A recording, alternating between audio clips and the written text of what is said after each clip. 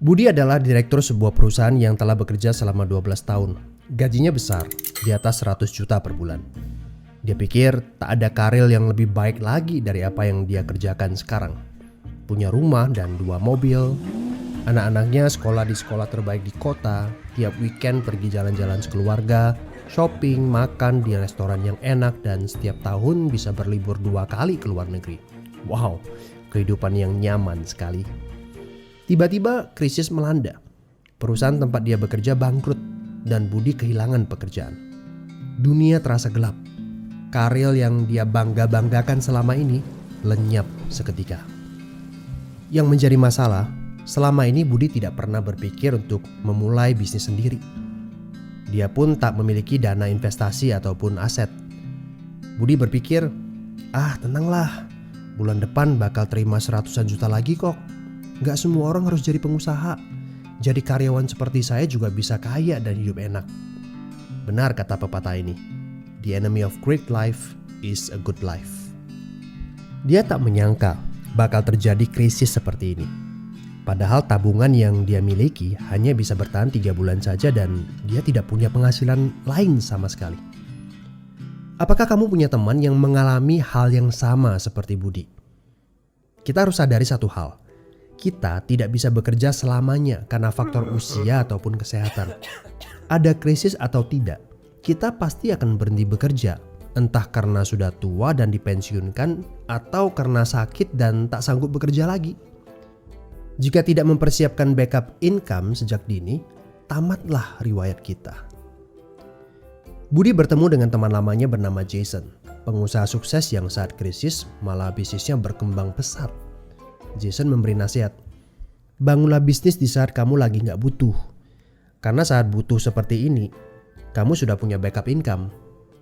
Sebenarnya ya Bud, waktu terbaik untuk memulai bisnis adalah beberapa tahun yang lalu. Tapi jangan khawatir, waktu terbaik kedua adalah saat ini. Gak ada kata terlambat.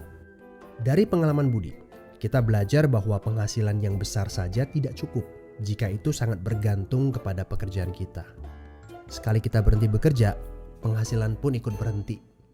Pernahkah Anda berpikir bahwa ada konsep yang lebih baik? Perhatikan ini. Kerja untuk membangun aset produktif untuk mendapatkan income.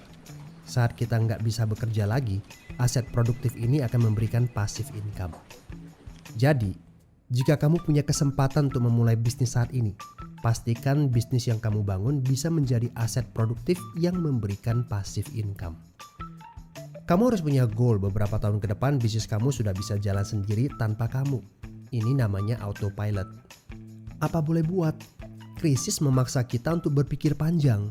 Tidak cukup hanya sekedar penghasilan besar saja. Setuju? Tapi bagaimana caranya? Apakah ada bisnis yang autopilot? Jika kamu jeli, ada bisnis yang memiliki sistem yang dirancang untuk berkembang sendiri. Misalnya bisnis waralaba seperti Indomaret, Starbucks, McDonald, dan lain-lain. Tapi tenang, yang saya maksudkan bukan bisnis yang membutuhkan modal sebesar membuka kedai kopi Starbucks atau Indomaret. Ini berita gembiranya. Ada bisnis bersistem dengan modal terjangkau. Tapi saya nggak punya pengalaman bisnis sama sekali. Saya seorang pegawai, saya ibu rumah tangga, saya mahasiswa. Apakah punya kesempatan untuk sukses berbisnis? Oh tentu. Video ini memberitahu Anda bahwa semua orang punya kesempatan untuk sukses berbisnis asalkan mereka diperkenalkan bisnis yang tepat dan berkolaborasi dengan tim yang memiliki sistem yang telah terbukti. Informasi yang akurat, ini yang Anda butuhkan. Hubungi teman yang mengirimkan video ini kepada Anda. Dia sedang mencari orang yang tepat untuk diajak berkolaborasi di sebuah proyek. Mari kita cari tahu, apakah kalian bisa cocok untuk kerjakan proyek ini bersama.